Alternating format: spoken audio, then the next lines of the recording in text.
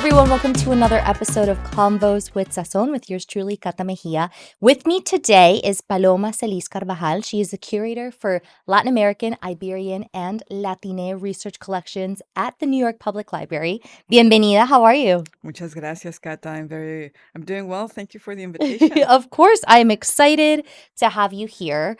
I met you not too long ago, actually in real time, showing me one of the exhibitions that the library has. But before we get into the work that you do and what goes into it, I want to talk about your early beginnings. Sure. I know you're a proud Mexican, Mm. and would love to know, during your upbringing, during your childhood, were you drawn to curation in any form of way? Did you have maybe librarians in your family, or anyone who was involved in the work that you do now in any capacity? Um, First, thank you for the invitation. Of course. And thank you for your interest in what librarians do. Actually, no. I kind of fell into librarianship by accident. I have always been a book nerd, yes, drawn to books. But the city where I'm from, Cuernavaca, when I was a kid, didn't have public libraries. So public libraries that are taken for granted in the United States were, especially in the past, not as strong as you would imagine from what you see in the United States, right? Or other countries. In my city, it was a small city, Cuernavaca. There were two public libraries, and they didn't have much. They had encyclopedias and not much else. But I belong to a family of readers, so that's how I got my books, or that's what I started reading. My father was an avid reader, my mother too, my grandparents. So my father was very good at buying, all these. I don't know if no, you're too young, but there were these book series published by Salvat about the greatest works of world literature. And we had all 200 volumes, or I can't remember how many. Wow. So I'm sure So your library at home was massive. no, it was my grandfather's library was pretty massive. He was an engineer, electrical engineer, so there was a lot about engineering, but he was also very curious and had all the National Geographics and Scientific American and all these other journals that are more for the general public, but about science and nature. My father was a doctor, so there were a lot of medical books that I would page through. But also he loved literature, especially poetry. So that's how he was always kind of casually leaving books here and there. And my mother would also give us other types of books too. And with all that guidance, I kind of at school there was no such thing as a library. But I found my way into books, and I was very drawn into books. And when I went to the National University of Mexico to study literature, I was fascinated with libraries. Those are massive libraries, and that's where you get to go and with during your courses, sometimes to see special collections also. So those first books printed in the Americas, all these things really got me even my love and my attraction to the field became stronger, but never from the point of view of librarianship. It was always more the creation of books. And originally, my goal was to become a linguist, because language, Yes. of course, goes hand in hand with all this, and that's where I was personally attracted to more to the research side of languages, understanding languages in contact, how languages influence each other by being by sharing spaces, such as Spanish influenced by all the indigenous languages in the different parts of the continent, for example, or here in the United States, English, Spanish influences, and Spanglish, right? Interesting. So I fell into librarianship during graduate school. I started working for the librarian at the university where I was studying my my master's in literature and linguistics, and that opened an entire world for me. I had no idea what librarians did. Except, I don't know what everybody thinks, that we put books on a shelf and take them out and give them to the readers. Um, that's when I had a glimpse on that world, and there was an opportunity to continue in that path by also doing a master's in library sciences and this, library school at the same university, and then the rest is history. That's fascinating because what you were saying of, I didn't really know what librarians did beyond what others do. Inclúyeme a mí en ese grupo, and we'll dive into that. Mhm. But one of the things that I love about books, right, is from the comfort of your home or from wherever it is that you want to take in what you're reading, Mhm. you can explore worlds, you can tap into your imagination, you can learn. Like, there are so many, it's almost like books are a portal to things beyond what you already know to be true. And I'm curious to know what types of books were you drawn to when you were younger and how did that evolve? You talked about, being a librarian as an accident. What did you want to be when you grew up? Like, was reading Oh. always tied to that? No, just like any kid, for me, my dream was to become an archaeologist because I had access to all these books about history, and because of where I lived, when we would go out and do our walks in el campo, Mhm. there were tons of little pieces of obsidian spears. And that was something I was like, "Oh my god, this is from the past," right? Or pieces of antique pottery also, Mhm. because those territories were once, well, they're still inhabited by indigenous peoples, but there's many, many, vestigios. One thing you could say is that we have never left, right? Yeah. It's just that society has morphed and changed and evolved during time, but that was very attractive to me, understanding the past or our past or my past, right? Mhm. So that was my first dream. And it went hand in hand with architecture because, of course, understanding how Mhm. those buildings, the pyramids, the original cities that existed, from the First Nations, Mhm. and but I have to confess that I'm terrible at math and chemistry and all of those the hard sciences. So I pivoted to the humanities, but I still was always reading literature, always, always Okay. from very young age. So that was the other love that I had. And eventually when I in Mexico, you have to decide what path you want to follow Mhm. in Mhm. high school. In high school, you have to define, "Oh, I Ah, want to go to the hard sciences, the humanities, the arts." Um, wow. and, I chose the humanities. I chose the Okay. humanities because I wasn't sure if it would be history or or art history or Yeah. literature, but I knew I was in the humanities Yeah. field. Um, and that's what I went into, and once I started, my college education, I discovered my love for language. Okay. Like, with the courses, with linguistic courses on understanding the evolution of Latin into Spanish, all Mhm. that kind of opened my eyes to the understanding of who we are too. Yeah. Did that interest in languages further deepen when you made the move from Mexico to the US, whether that was New York first or somewhere else? Eh, the interest in languages and contact is Mm. what sociolinguistics, the Okay. study of language within how language is shaped by society is something that became much more prevalent for me.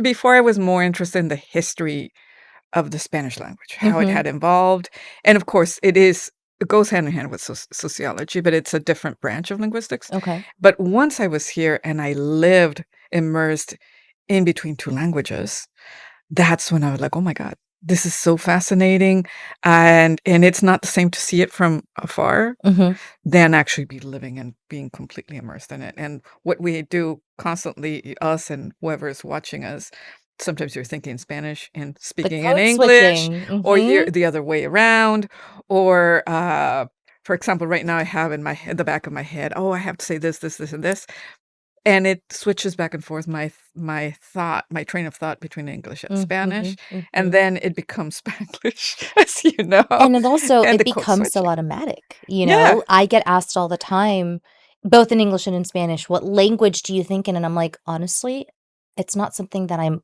aware of." Yeah. It's almost automatic, and I've Mhm. realized that and it'll happen where I'm in a Spanish speaking setting, but maybe I'm simultaneously texting a friend in English, and de pronto respondo at Uh, first in inglés, and I'm like, "Wait a second," it doesn't happen yeah, often, but it yeah, does happen, and that's yeah. fascinating in terms of what goes on behind the scenes and internally. Okay, so you went to college and grad school for literature and linguistics. What did you do then? Because it's not as clear cut of a path necessarily for those outside looking in to be like, "Okay, if you do ABC, you become a librarian." So, Yeah. how did you approach that? I think if you ask most librarians, any librarian, most of them will easily respond just by knowing my colleagues that it's very rare someone that would say, "Oh yeah, I always wanted to be a librarian." It's very rare. In part, I think the media doesn't help. Uh, kids want to be doctors and lawyers and archaeologists because there's movies and TV shows, all these things, or book stories about it. But librarians are not quite as as Glamorized. featured doctors, all these dentists even but um one thing that we all, if you ask librarians, we end up in librarianship because usually love it. You Mm, kind of find your way into it, and one thing that is important to know is that anything you studied or worked on before will always inform your practice as a librarian, mm, 'cause it's librarians kind of are wayfinders. Right? And for information. mhm, So the more information you have, not deep knowledge about, but you have a sense of, you're mhm. aware of, the easier or the better you will be at pointing in the right direction for people to find what they're looking for. So Okay. that's why if you were before, there's librarians that were before, I don't know, chefs, and then ended up in, I know someone that was, she worked for many years as a chef and now is a librarian. Well, she knows a lot about foodways, and many other things also. Um, in my case, my linguistics background also has helped me and informed me of how information is organized. Linguistics has to do also with organizing languages and Mhm. structuring, understanding the structure of languages. So that structure of the organization of information is something that attracted me because of linguistics, because of my love for linguistics too. Okay. So our paths are not very straightforward. Mhm. Um, Many, as you might know, in the United States, to be a librarian, you have to have a master's in life sciences. And that's Okay. different from other countries where you have an undergraduate degree. So your undergraduate degree informs you and helps you to be better, or also defines which area of librarianship you end up in. You also mentioned in high school you had to define a path. You just noted how your bachelor's and your undergrad kind of informs that path. Did you ever feel that pressure of, "I need to figure it out now, and this will determine the path that I'm on?" And also, how has that impacted maybe your colleagues as well? Because maybe what you were interested in a decade ago, right? You've been in this business for over 2 decades, Mhm, might not be as front and center of interest right now as it used to be, So I don't wanna speak for you, but mhm. how have you tackled having to decide early on and simultaneously embracing change as you do more of the work? I think you just, mentioned something that is absolutely necessary for librarians, and that is to be open for never ending change, because librarianship is constantly moving, moving, moving, because it is all about information. Mhm. And information comes, as we know, in different formats, um, and technology is constantly changing that, shifting it. So we're always open to, well, okay, so now we have, let's say, something that is no longer very innovative, but um, electronic books. How do we now make sure that we have electronic books or be able to offer them or audiobooks to our users? And at the same time, find that balance and knowing that not everything is electronic, that there are books in print too, um, and that we need to make sure that we are building a collection that is as balanced as possible in terms of formats, in terms of balanced. Balance might not be a good way to a good word because there might be more books in print than But electronic, maybe but enough representation. yeah, and for to meet the needs Mhm. of our audiences. In librarians, we try to anticipate the needs of our users. That's very exciting because you need to kind of start understanding trends. So publishing trends could be one of them, but also the trends of readership. And readership can be our general public, right? Anybody, but also it could be more specific to the scholarly trends, in my Mm. case, because of a research library, right? Mhm. So in my field of Latin America and Iberian studies, US Latina um, populations too, or studies, um, what are the trends? What are researchers publishing? What are they working on? Because they're asking us. Also, we can find those trends.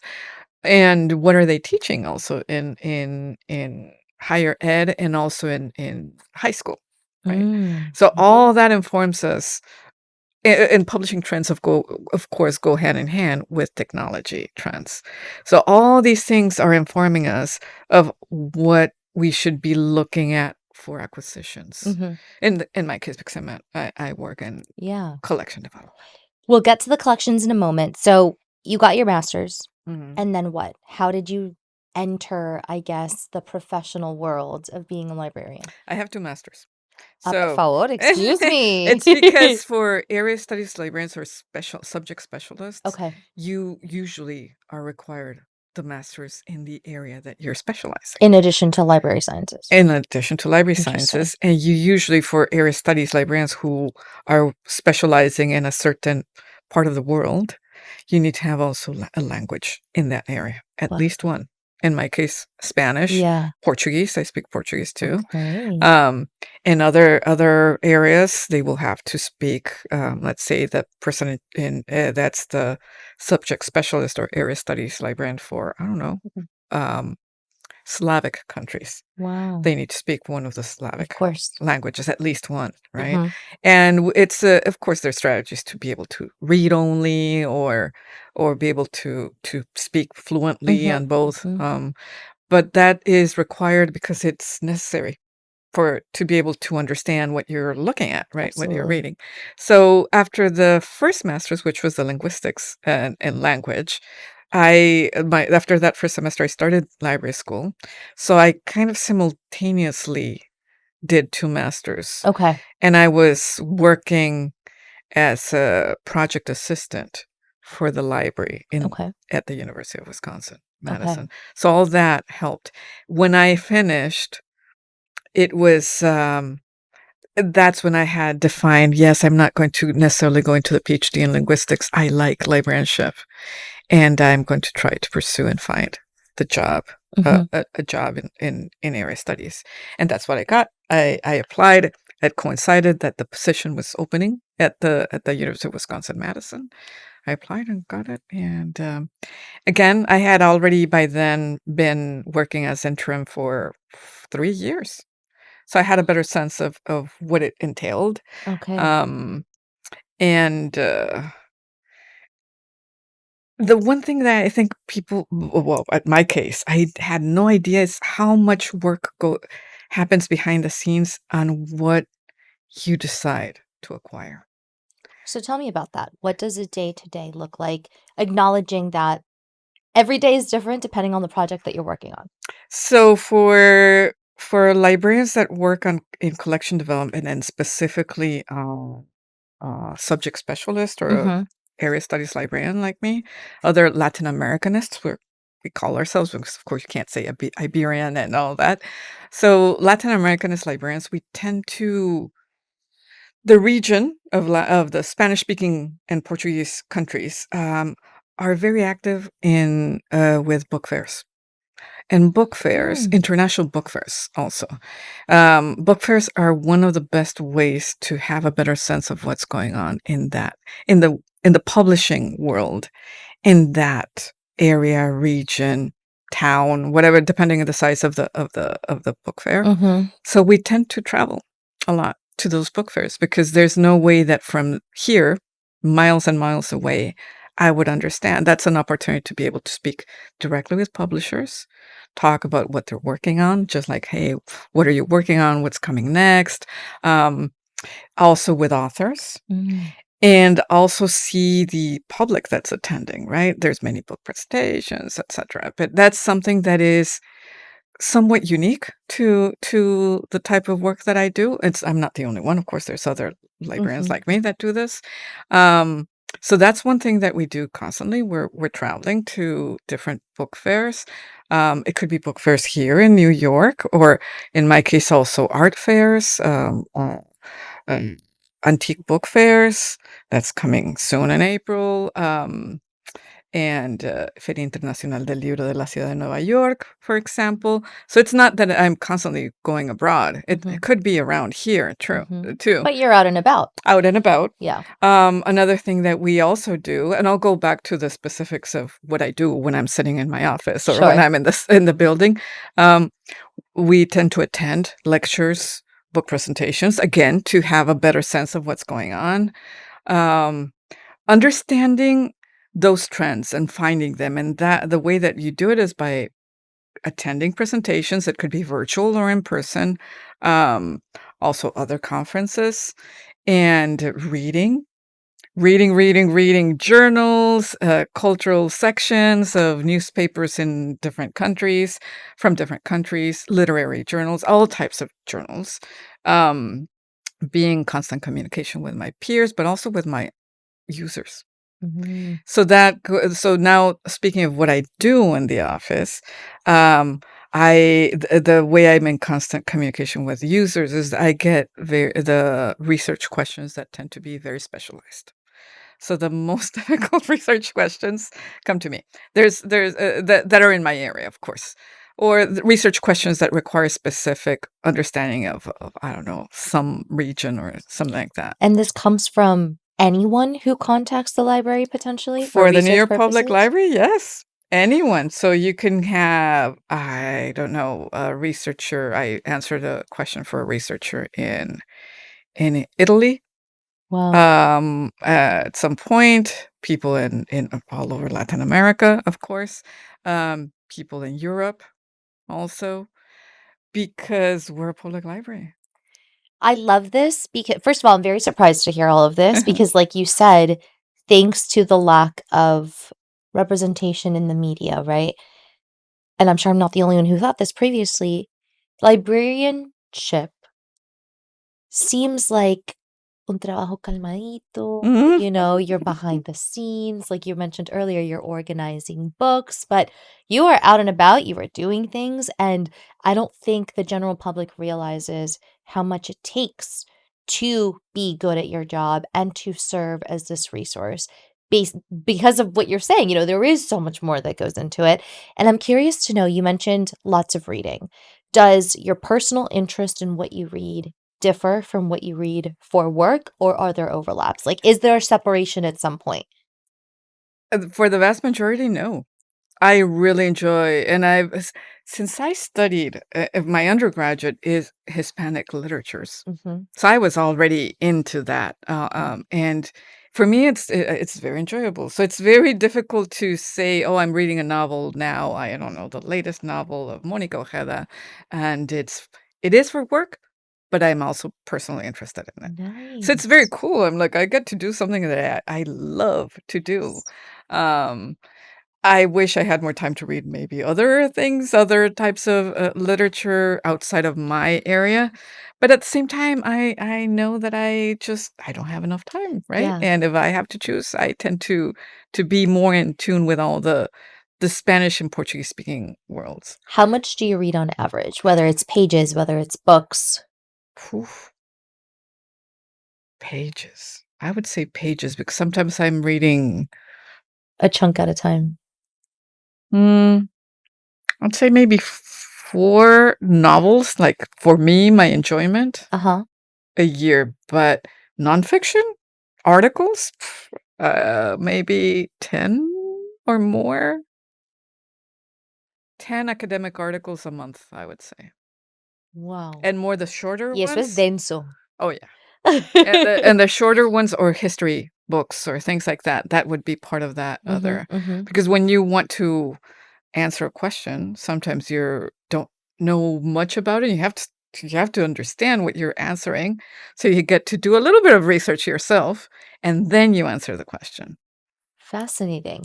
I would love to know where curation has come into your Mhm, work because you taught me something actually when we were initially discussing, what we would tackle in this conversation, that the word curate and curator comes from the Latin version of curar y cuidar, so to care and to heal. mhm. So how do those two come into play in the thoughtfulness that goes behind the work that you do within that capacity? Sure. Yeah, curare, the verb in Latin, meant originally to take care of. Cuidar de. In Spanish, it's much more transparent. Mhm, mhm. Cuidar de, cuidar, curar, um, proteger, to protect, or to care about, right? There's many words in Spanish, such as curar or curation in English, curación, as in to tend a wound, Mhm. right? Curioso was another one, and one that is related is seguro in Spanish, which is without or yeah, alejado de preocupaciones. Mhm. So you Yeah, see all these secure. secure without worries, Mhm, right? mhm. Seguro, de curo, curare is that part. So as a curator, what you're doing is you're tending to a collection, right? Or to a library or to a collection of art in the case of museums, right? And tending to doesn't mean only to grow something to make it bigger, but it also means to take care of it. Mm. So managing it, making sure that those materials, books, journals, whatever it is, are are in excellent condition. And if they get damaged, you need to ask. In our case, because it's such a large library, you need to ask someone to repair them, Mhm. or if it's something that is a recent publication, you buy a replacement. It also includes the proper description of materials. In that case, I am not the cataloger or the archivist when it comes to archival materials, but I work in collaboration with those colleagues to make sure that those books, those journals have been described properly because that's how our users will find them in the catalog, right? Mhm. So it's all these things. Of course, another aspect of curation is, besides acquisition, receiving donations, understanding if someone approaches you with a donation, such as Manuel Martinez Nazario, the comic book collector, you first need to analyze that. And to analyze what they're offering you as a gift, in this case, a donation, you need to do a lot of research. So all that is part of it. And then another thing is preservation. And preservation goes with, in our times, with digitization. Mhm. So all those aspects are part of the curatorial work. It's not done in isolation, never. In libraries, you never work in isolation. There's always colleagues that you work with, right? Mhm. That I like a lot. I'm more of a gregarious person, and having that, I think that's another misconception that librarians are always on their by themselves working, Mm, right? In mhm. your desk or in the library. No, there's entire teams behind your work. Even though I'm here talking about this collection, there's dozens of people involved in having those collections be what they are, right? Mhm, mhm. So going back to what from the original the etymology of curator, I think if we want to be more philosophical or poetical, we are curators are those that are tending and caring about those collections, but also caring about the people that those collections are serving, Okay. right? It's not only we if our work only ended by making the collection and that's it, Mhm. it would be a very passive thing. And libraries, especially modern libraries, tend to want to connect those collections with the users, with the communities. So that's why outreach is another important aspect of my job. And that means uh, offering talks, inviting creators to present on things that we have in our collections, inviting groups of people to understand our collections, be it sometimes it's university courses, the professors bring their students, high school classes, but also groups of interested people like the NYU alumni. So people that have a common interest can request a visit to understand our collections, and Mhm. we tailor those visits Mhm. for the interests of that group. Yeah. Um, so for me, that is a very rewarding part of my job because that's when you see how those collections are being activated. So it's about activating your Mhm. collections, Mhm. be it with visits, it could be through exhibitions. Such as WIPA, Puerto Ricans in the World of Comics. And the exhibitions go beyond just having the exhibition, but also offering talks. We went to the New York Comic Con. We had a panel to talk about the exhibition, and the exhibitions, in the case of the libraries, are serving as a little window into our collections. So the vast majority of the exhibitions we have in at the library are are featuring our own collections because what we want is to pique the audience's curiosity to come and consult them later at their own Mm. on their own time. Very strategic. Yeah, that's the way to activate, right? Yeah. Collections. Another way is by doing these events, like fun events, like the library after hours that we had. We had recently for WEPA. So it was after hours, after the library closed. There were a series of activities that were all inspired by the comics in the exhibition WEPA. So we had we invited some of the artists to come and talk with us. It was not academic, it was all having fun for adults after the library was closed, so it looked like a club a little Mhm. bit. Mhm. We had live music, we had a DJ, also with music to dance for dancing.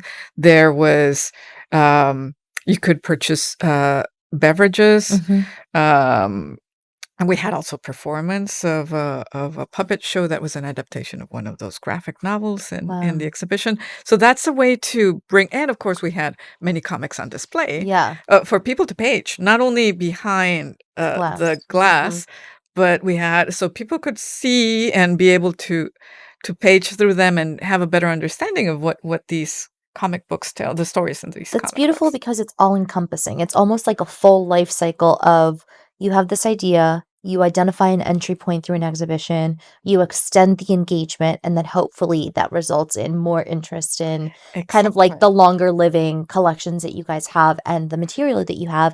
I'm curious to know because you've already established that you have eyes and ears in multiple places simultaneously. How does that match with being able to think ahead? So for example, using the Wepa collection as an example, first of all, how did that originate? How did the idea originate? How did you know that it would be something that would resonate with a wider audience? And then what did it take to actually bring it to life? And now that it's closed, now what? Mhm, What do mhm, you tackle next? mhm. So, WEPA specifically, the idea originated because, again, Manuel Martinez Nazario, a retired librarian in San Juan, Puerto Rico, offered his personal collection to us. He had been collecting, he's still collecting, but at that point in 2022, had been collecting for 2 decades already. And once I understood what it was, I his own take on this collection was to document the contributions of Puerto Rican creators in the world of comic books in the mainland United States and in Puerto Rico. Mhm. And also comic books about Puerto Rico by other creators elsewhere in the world. Um, that immediately I knew we had comic books already, but his take was different. And just being able to have a collection that showed how strong these contributions are, how strong this legacy is in a field that might not be clearly stated, the Mhm. contributions of Puerto Ricans in this specific case, we can extend it to Latinas in general, right? Was something that that I knew would be important to add to our collections, but also we live in New York City, and Mhm. which is one of the most important communities, Latino communities in New York City, Puerto Ricans, Mhm. right? Why not do that? And also, it was another reason to have that collection. When I received a collection of where I can't remember 18 boxes of comic books, Yikes. and I had to review it, everything Yeah. we get. I was super excited of what I was looking at. And I commented it to my administrator. I'm like, this would be a marvelous collection because it's visually engaging, but not only that. There's so much content in these comic books that can also help us shatter stereotypes, um, have people understand more about the history of Puerto Rico, for example, or the current sociopolitical issues too. Mhm. Um, and also engage, you know how el amor nace por los ojos, no? Kind of engage visually and understand also how many different aesthetics and styles there are throughout. So that's how it started. The administrators, we got lucky. At some point, there was a window of opportunity, and we took it. I'm talking in plural because I didn't do it on my own. Yeah, yeah. I had a co-curator, Charlie Carter, and but behind us, we were the ones, the curators for an exhibition are the ones that decide on the content, right? Decide what you want to, the story you want to tell, and the items that will tell that story. And of course, you do the research on all those items and the descriptions. You write all the labels and the descriptions. It's storytelling I was through gonna an say, exhibition. and es impresionante because those of us who got the opportunity to actually see the exhibition, you all so masterfully put together a bit like a cohesive storyline from start to finish in what I would argue is a relatively small space. And so I do not envy the job that you all had to select what to showcase, especially if you started saying there were 18 boxes full of content.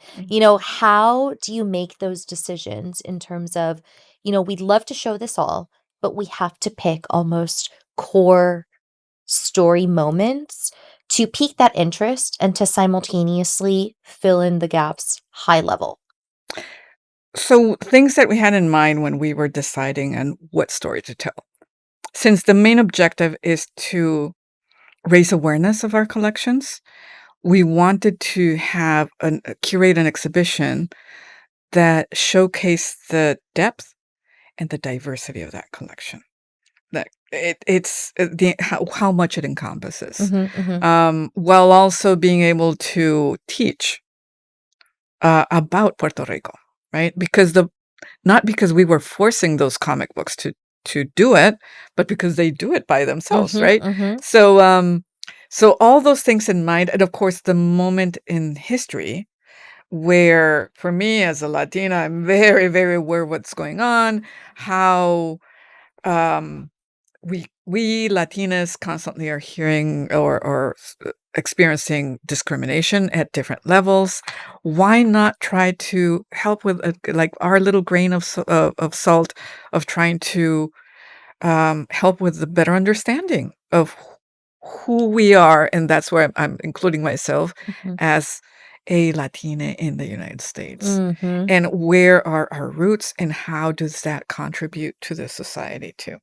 So all that was in play when we were working on this, because we could have said something easy like, superheroes, right?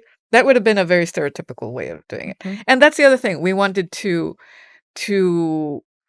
change the notion that comic books are only for kids And only or for ver entertainment. and Mhm. only for entertainment and only about superheroes.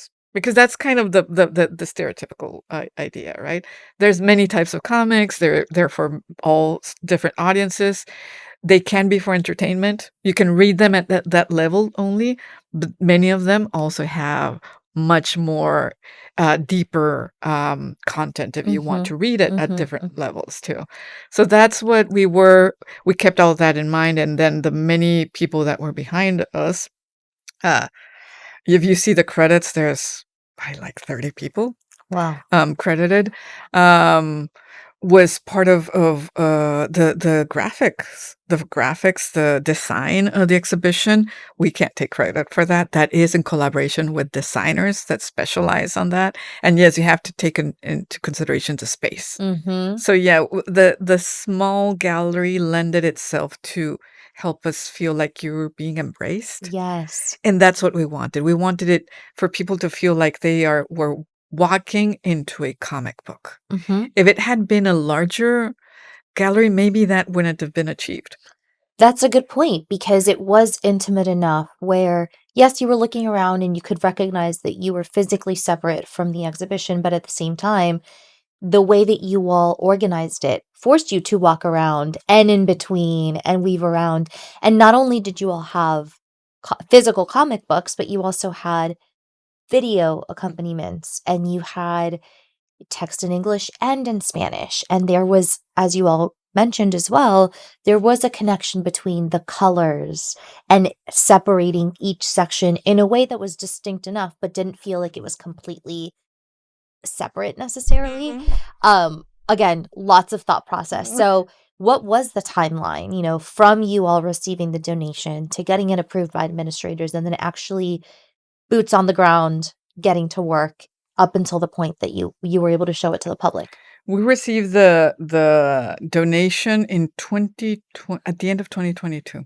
Oh my And gosh. it takes a long time to process it. Process it means receiving it, Yes. making sure that everything is there, and then it goes to an archivist that will describe it and create what we call a finding aid. For archives, we have finding aids. Mhm. Um, all that process took several months. Of course, it was not the only collection we were receiving. There's many collections that are constantly being received for the library, and from the moment we were told, like, "Hey, you're up. There's this opportunity," and, it was 2024. It was, like, June of 2024. We Mhm. started working on it in the end of August, beginning of September of 2024. Wow. And it went live in 2025. It went live on October 4th of 2025. Oh my But goodness. the research is what takes it was so we had in August, we had to go through 1,600 comic books. Between July and August, we were looking very fast and deciding, okay, like, the first pass of what comic books called our attention and why. So is it safe to say, we're now in 2026, Q1, some would say, right? Mhm. Is it safe to say that you all already have either planned or are working on the next couple of years of exhibitions? In my case, no. I'm Oh, waiting. There's many, curators, so there's other curators that are working on other exhibitions. The big one that right now has been already announced is the exhibition, for the 250th, anniversary of the Declaration of Independence of the United States. So that's taking over, like, the entire attention of many of my colleagues. And, for me, I'm waiting to see because, again, it was very obvious that there's a huge need for exhibitions that focus on, and highlight, Latine, representation, mhm. right? Um, so I want to make sure that whatever is next is just as relevant to what we do because it's so much work. Also. I mean, listen, here we are 4 years later from the initial contact, I guess, with the Uh-huh. material. I can only imagine, and that's beautiful to know that there is continuity, right? And that you're able to see something from the very beginning stages all the way to when it comes into fruition. In many ways, the New York Public Library has a museum-like aspect, but Mhm. it isn't a museum. Exactly. So talk about the similarities and differences between public libraries like the one here in New York and museums. How do you all function similarly when it comes to putting these collections together? And how does the library stand out in terms of the other products and services that you all offer beyond the gallery that you all have? Because I mean, first of all, it's beautiful. Mhm. I've used it to study. I've walked around. I know that photo shoots are taken there as well, but more so related to the content. How Mhm. do you all differ? I think one of the I can't speak for the museum side, so I don't want to ruffle any feathers and over my colleagues in museums. That one of the huge differences in exhibitions at New York Public Library or other libraries like the I don't know the Library of Congress, for example, big libraries, and a museum is that exhibitions tend to in libraries tend to be to call attention for our collections, for to invite people to consult those collections Mhm, or those materials. That's the difference with museums, because with museums, whatever is in on display is on display, and not everybody is allowed to consult collections, right? To see the collections, only few people can go behind the scenes and see other things in the museum's mhm, collections that are not on display. mhm, mhm, So that's one of the things that mm, would differ, mhm. and I think that's a big difference. Yeah, So all the way that you conceive your exhibitions are are um, are all around activating the collections, yeah. right? So that's one of the things. Collection development, I think, is very different, especially well, there's many types of museums. There's art museums, there's natural history Mhm, museums, mhm, science museums. So and they tend, not always, uh, work with objects, like three-dimensional objects. And in our case, well, yeah, three-dimensional objects, books, but still they're in print. The yeah. vast majority of what we have is in print. New York Public Library is one of those that has objects too, as you can see from the treasures exhibition, but we tend to have more the print, is what anything that's a book, a journal, Mhm, manuscripts, mhm, archives, um, electronic too, in electronic format or in other formats as microfilms, as you mhm. saw at the web exhibition. But I think that's one of the biggest things.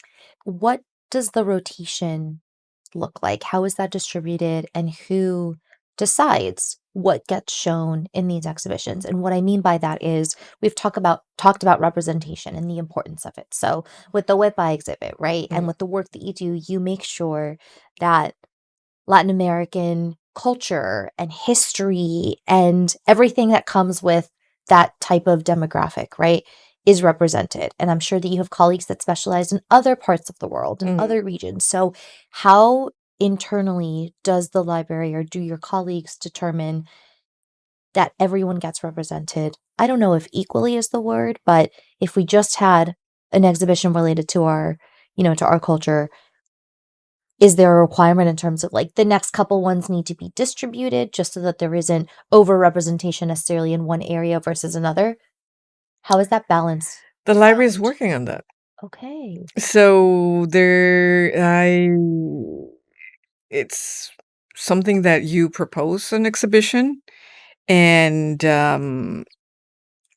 there's the administrators. There's a person now. We have a new person was hired that will oversee more of the streamlining and a more holistic approach to what you just said. Mhm, More, can we make sure that the three research centers at the New York Public Library, their exhibitions are diverse? Who is getting not only diversity in terms of populations, mhm. but also of our types of materials that we have, the types of collections that we have. So the library is working on that, and I think the fact that tanto thinking in Spanish, sorry, just as Please. Wepa Sigue en español si quieres. and New York, the other exhibition that was across the hallway from Mhm. mine, which was all about the immigration of the Middle Eastern cultures into New York City. Those two have proven to be very that have gained a lot of interest because there's a thirst for that, right?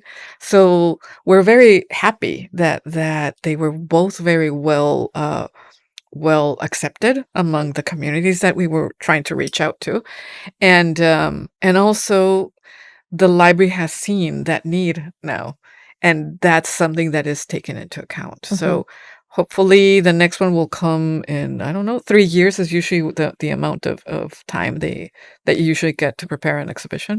Wow. So maybe in 3 years, or maybe longer in my case. Wow. But we'll see. We'll see. Speaking of the distribution, what does that look like from month to month? So, for example, October to February, right, was WEPA. Is there a minimum amount of exhibitions that the public library aims to have every year? And how do they space that out? Or is it on a case by case basis? I think it's in a case by case basis. Okay. Usually exhibitions tend to be at least 3 or 4 months because Okay. there's so much work that goes into it. Um, the norm is around 6 months. If an exhibition goes beyond 6 months, we say it goes stale Mm. unless you rotate materials in the exhibition. Oh, wow. But that becomes then actually for a curator, Mhm. 2 exhibitions, because you have to think about which other Like the items the refresh. refresh, and you have to write the labels, do all the research behind that, you know? Wow. So it tends to be usually 6 months. The Treasures exhibition, the Treasures of the New York Public Library, is a permanent exhibition, but Okay. it rotates. There's rotations every year, there's a big rotation, and every about 6 months, some of the materials that are more delicate because of the light exposure, they are rotated before. Okay. Interesting. Yeah. So you've been doing this work for about 22 years or so. Mhm. How, looking back at what you've done so far, how would you say your role has evolved? What do you do differently now? What is more of a priority now than it used to be? And how does that parallel with the change in the world around us? The increase in technology, Mm. the fact that you do have to have a close pulse on trends, and therefore the public that you're serving might be interested in something today and not the same tomorrow? Mhm. With research libraries, it's tricky because research libraries are our collections are permanent. Hmm. So if you're anticipating interest or needs, maybe something right now might not be that because it's too new within the research environment, Hmm. or research worlds. There's many, um, but you know that it's picking up that interest, and because you see that there's more books being published on that, or more Hmm. articles being published, Hmm. or more classes taught. An example is Bad Bunny, Mm. because there's courses now on Bad Bunny, and what, 10 years ago, it wasn't one of those, trends. So the fact that he is right now in everybody's mind, I'm talking about in different worlds, not only the general community or the musical world, it's in culture, it's in academia, scholars are writing about him. Um, it has opened the interest not only in his music, but on because of his lyrics on Puerto Rico, but also on the that specific type of music Mhm. too. So reggaeton, where does reggaeton come from, and all those other things. And So he started with trap as well, so it's that a trap, evolution for yeah. him too. So all this is for us, we're paying attention to that, and that's when you go like, "Ah, yeah, I'm so happy I bought, I don't know, 8 years ago, these books about the history of contemporary popular culture in Puerto Rico," for example, Mhm. right? So those are the things that we're always looking at, and of course, we don't only buy academic things, we also buy more popular things. So if Mhm. there's a I'm making this up because I don't know, if there were a magazine that was about only reggaeton. That would Mhm. be something I would keep in mind too. Yeah, and there is a lot of crossover Mhm. nowadays, speaking of Bad Bunny or otherwise, correct me if I'm wrong, but maybe many years ago, un artista just focused on music. Now we see a crossover in fashion, in language, in culture, in arts. And that could be tricky, because even though there's a lot more to work with, at the same time, there is a lot more to work with. There's a lot more to sift through. It might be harder to find the focus. Mhm. So that's very interesting and that's fascinating to hear that you all also face that in your thought process in determining what will be prolific a couple of years from now and either gain more interest or have the same level of interest that it has now. Mhm. Um, let's talk about the future, both of your Mhm. role, what you Mhm. hope to do more of maybe in your career, and then also the New York Public Library. As you look towards the future, is there anything that you hope to lean into more or that you are already working on, that you want to plant the seed for? I think one of the big challenges in my case, when you were talking also your previous question, I think I partly answered it, and it was how has my work also evolved, Yeah, right? yeah. Um, well, AI is one thing, and understanding more AI will be fundamental for any librarian in Mhm. general, for anybody, but for librarians specifically because it's generating information too. But one of the bigger challenges directly related to my job is the conservation of materials that have been born digitally. And Oh. those are, we're speaking about archives, right? So archives of a writer. You imagine, oh, the correspondence, all the letters that that person received, Mhm. um, etc. Well, now all our correspondence is by emails and WhatsApps and that type of, it's all digital. So how there are already collections that are incorporating these born digital Mhm, mhm. materials. Now, how do we not only incorporate them, how do we serve them to the public? Is the other thing. And how do you preserve them too? Mm. So all of these conversations are happening. There's also a huge amount of the internet has created huge amounts of information and the possibility for anybody to also publish things through blogs, through podcasts. Mhm. So those are things that we always are keeping in mind. How do we collect these? And if they're free out there in the world, how do we keep an index of them, for example? And we are working on things like that too. And I'm saying we because it's me and many other colleagues, not only in the New York Public Library. In my case, we're specialists in Latin America. We come together and create indexes of free content available online. Mm. Now we haven't yet. Some of those projects include archiving electronic materials, right? And there's ways of archiving. Archiving it is a software that does that, but it has to be in collaboration with those experts that know how to archive. So as a curator, you can identify which ones, and then you work in Mm. collaboration with someone that's an archivist that's specialized in electronic materials. Fascinating. So there's an example of that was when Jair Bolsonaro won in Mhm. Brazil. Many colleagues, we knew that the moment that he would take over and his administration would take over, many pages that were government pages in Brazil were at risk of disappearing, or the content would change Yeah. considerably. Yeah. How do you archive that before it changes? And that's what we did. Hmm. So it was a collaboration among many librarians around the US and Latin America, Mhm. where we were searching and we decided, okay, you take care of this, you take care of that. And we had to provide URLs and information and descriptions to the person that would ultimately create the archive. And That's it's an archive. It's an fascinating. archive that we have. Wow. It had to be done before any of those pages changed. So as we look to the future, Hmm. you've talked about how the work itself is changing and what you're all tackling right now. Hmm. Is there anything coming that people can look forward to? Oh, yes. Speaking of the activation collections, I've been working with my colleagues at the Stavros Niarchos Foundation Library. Mhm. It's also one of our one of the branches in the New York Public Library.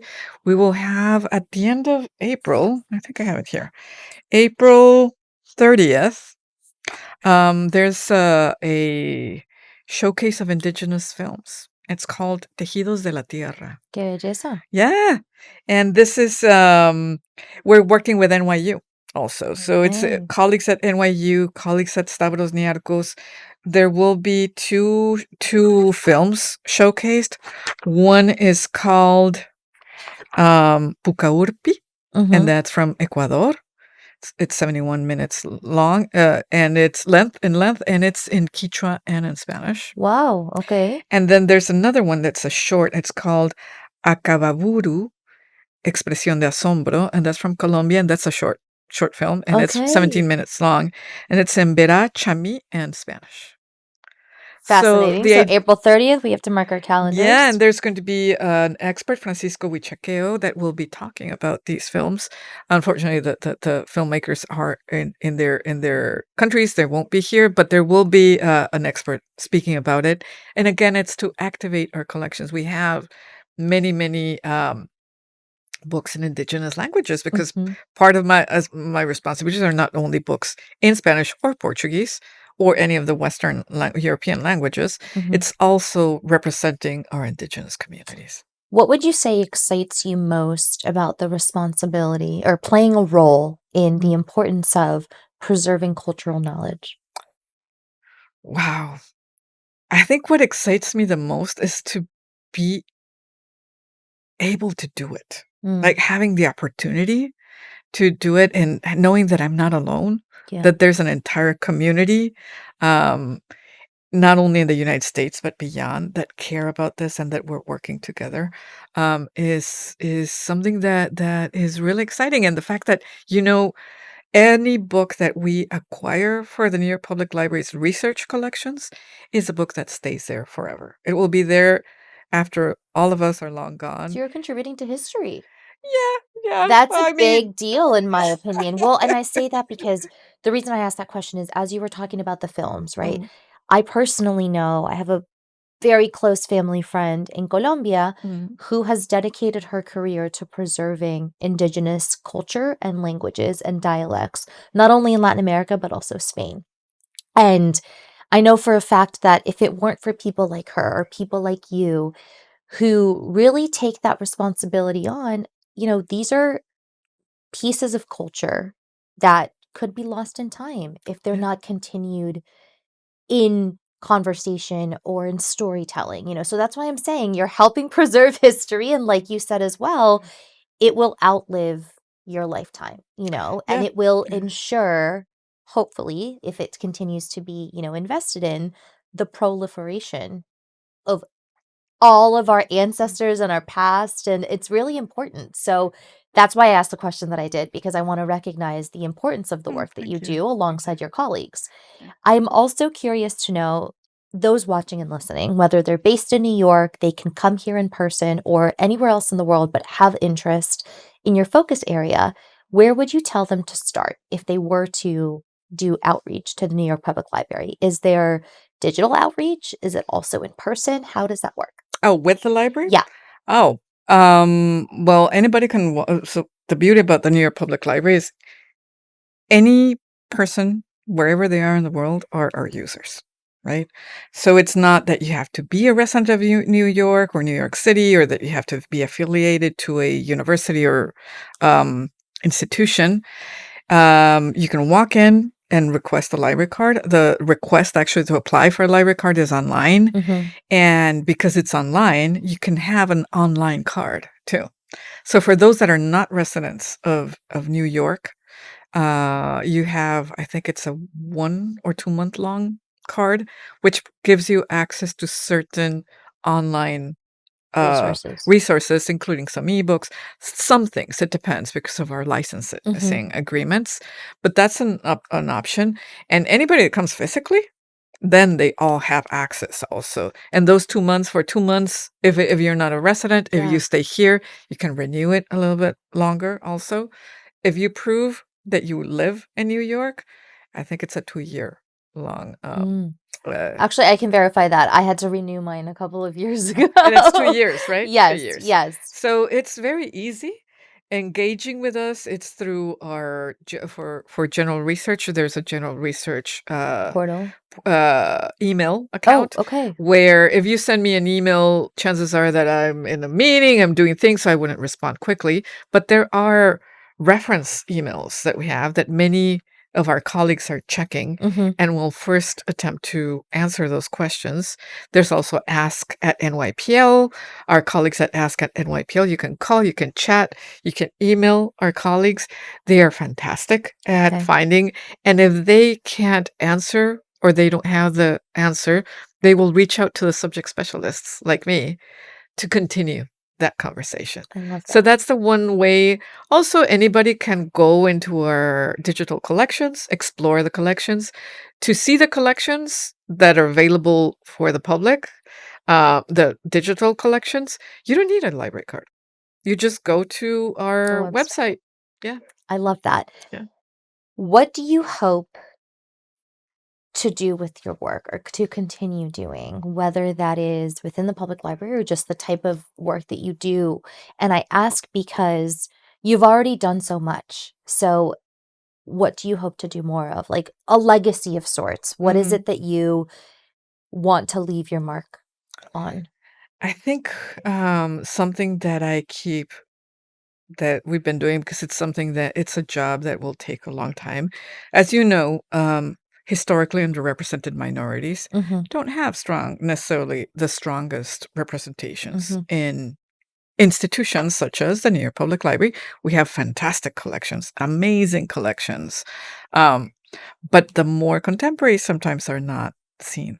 So trying to fill in those gaps is something that I'm working on. I'm not the only one. Of Again, course. there's others Mhm. doing that too.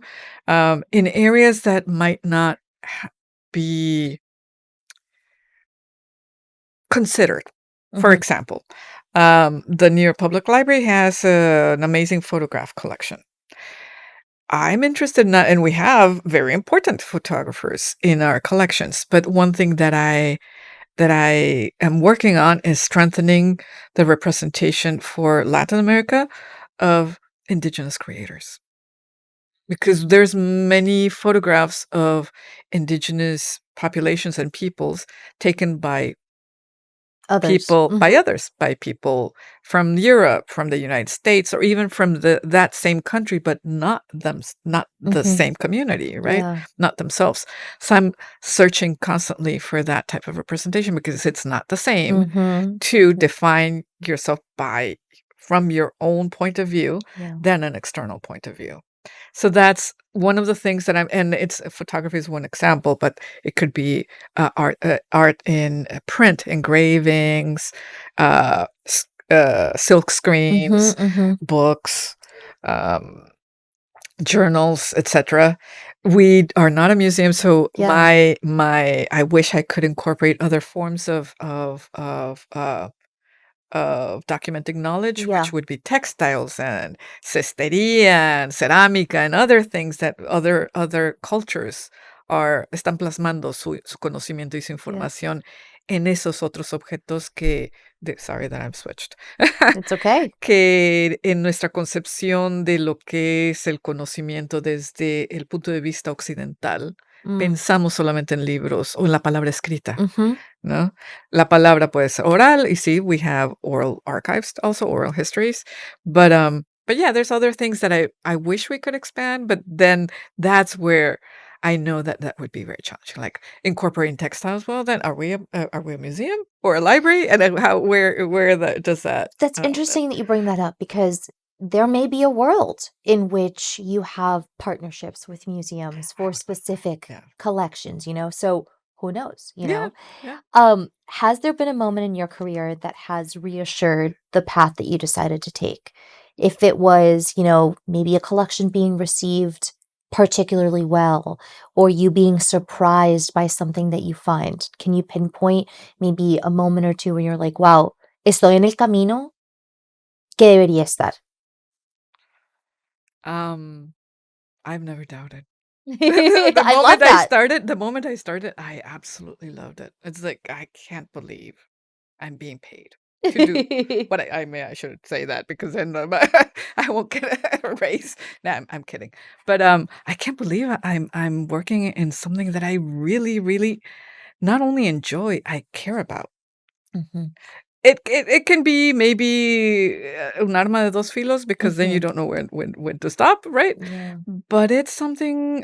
One example, a very recent example, would be WIPA Mhm, and how WIPA was received. It's like, oh my God, all that work that went into it was worth it, right? mhm. Worth it in terms of the reception of it. Yeah, Um, that's one of those moments that yeah. reading the reviews, not only reading the reviews, seeing the reaction of, for me, when we were in the galleries because we were um, showing or giving a tour to someone, or we're just making sure that everything was in order.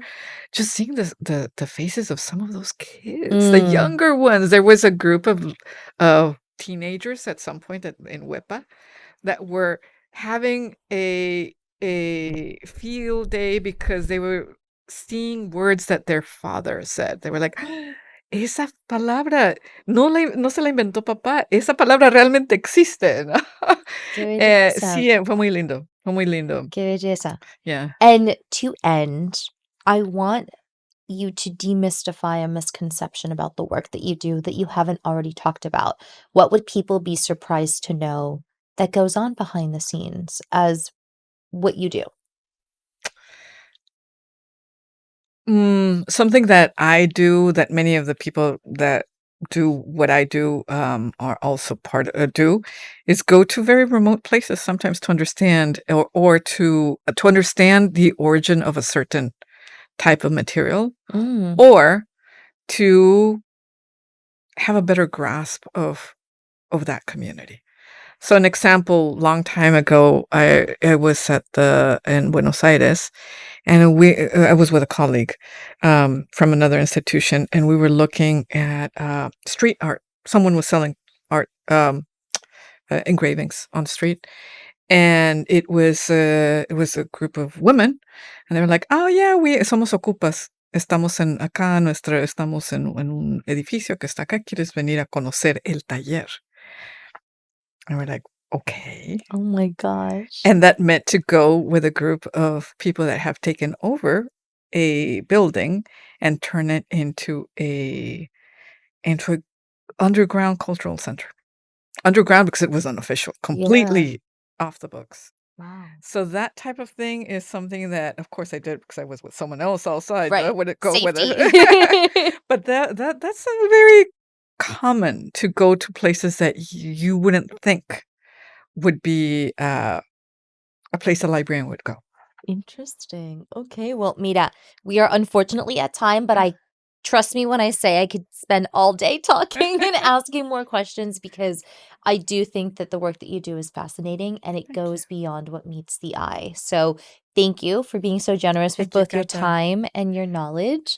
Hopefully, many people now appreciate even more the type of work that you and your colleagues do. And if they haven't already, to keep an eye out for the collections that you have and Thank the you. materials that are available. So, de verdad, muchas gracias. Gracias a ti, Cata. Muchísimas gracias. Hay muy poca gente que exprese interés, entonces realmente te agradezco. Okay, es Sí. mi placer, de verdad. And thank you all for watching and listening. Until next time.